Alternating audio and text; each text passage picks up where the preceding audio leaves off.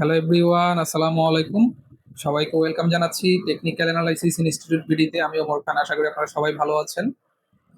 আপনারা যারা আমার ভিডিও দেখেন তারা অলরেডি জানেন যে আমার তিনটা স্ট্র্যাটেজি আছে।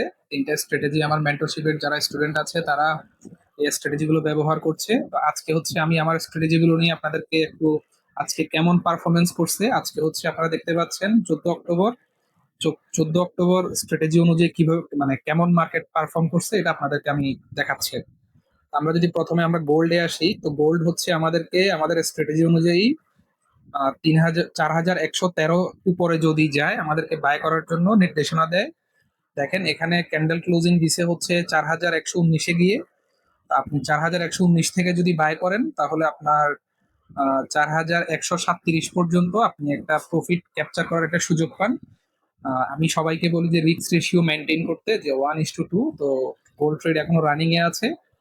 তো স্ট্র্যাটেজি অনুযায়ী মিনিমাম টার্গেট 4,145 পর্যন্ত রাখা যায়। আর 1:2 যদি ক্যালকুলেট করা হয় 4,165 পর্যন্ত, যেটা আজকে একটু কষ্ট মানে একটু টাফ হইতে পারে, কারণ হচ্ছে আজকে অলরেডি দুপুরের দিকে মার্কেট অলরেডি ভালো একটা মুভমেন্ট দিয়ে দিছে, মানে পাম দাম যা হওয়ার হয়ে গেছে, এই জন্য মার্কেটে এখন ভলিউম কম আর কি।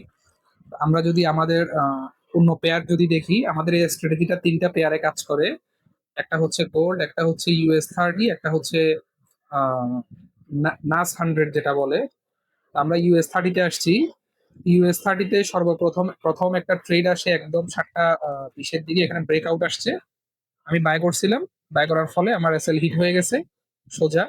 তো এর মানে ওয়ান আর লস, মানে আমার যে পরিমাণ রিস্ক থাকে একটা লস হয়েছে।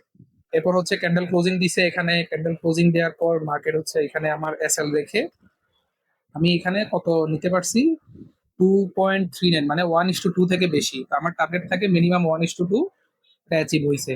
এরপর হচ্ছে পুনরায় মার্কেট এসে আবার গ্রিন লাইনের উপরে মার্কেট ব্রেকআউট দিছে, দেন হচ্ছে আমরা আবার বাই করছি। আমাদের এসএল ছিল হচ্ছে রেড লাইন, ওটা যদি আমরা ক্যালকুলেট করি এখানে আমাদের 1:4 অলরেডি অ্যাচিভ হয়ে গেছে। আমরা যদি দেখি 1:4 অলরেডি অ্যাচিভ হয়ে গেছে। তো এর মানে আজকের দিনটা খুবই মানে পারফেক্ট ছিল আর কি। আমরা যদি এরপর নাস 100-এ যদি আসি, নাস 100-এ কি হচ্ছে, নাস 100-এ সেম অবস্থাটা হচ্ছে যে এখানে আমাদের একদম প্রথমে আমাদের সেল আসছিল, এবং সেল আসার পর মার্কেট হচ্ছে অলরেডি মনে করেন এখানে 1:2.82, মানে হচ্ছে 1:2 থেকে বেশি মার্কেট এখানে টার্গেট অ্যাচিভ করছে। এরপর হচ্ছে এখানে আবার ব্রেকআউট দিছে, ব্রেকআউট দেওয়ার পর এখানে বাই করা হয়েছিল। মার্কেট অলরেডি আবার এন্ট্রি পয়েন্টে চলে আসছে, এতটুকু পরিমাণ আমাদের টার্গেট থাকবে। তো স্ট্র্যাটেজি মানে হচ্ছে স্ট্র্যাটেজি, এটাকে স্ট্রিক্টলি ফলো করতে হবে। মার্কেট যাই আপনার সাথে বিহেভ করুক, মানে কোনোদিন লাভ হবে